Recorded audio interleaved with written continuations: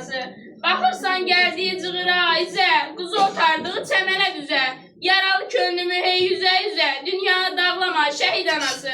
Ruhu ildırımlarda şimşəklərdədir, Qarabağda əsən küləklərdədir. Həsrətli, ümidli ürəklərdədir, çox matəm saxlama şəhid anası.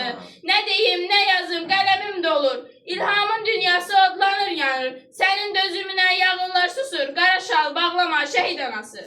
Torpağına söküm, göz yaşı sıxım, çəkməndə torpaq var, torpaq bir sıxım. Beleskəyə çəkməni köksümə sıxım, çəkməsində çiçək bitən şəhidim.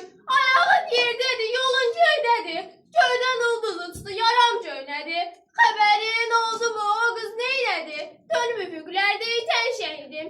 İgid Poladımla hər an qoşasan, sən elə aldamsan, elə şuşasan. Can fəda etdin ki, vətən yaşasın, bayrağa bürünüb ötən şəhidim.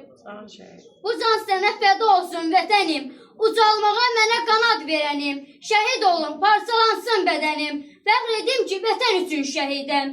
Gözəl yurdum, bəzəyirsən dünyanın, uğrunda çox övladın verdi canın. Bu canım da olsun sənin qurbanın, mənə həyat verən üçün şəhidəm. Övladların düşmənindən öz alır, bayrağımız günü gündən ucalır. Həsrət bitir, Şuşa, Laçın, Xocalı, Vüsalına yetən üçün şəhidəm.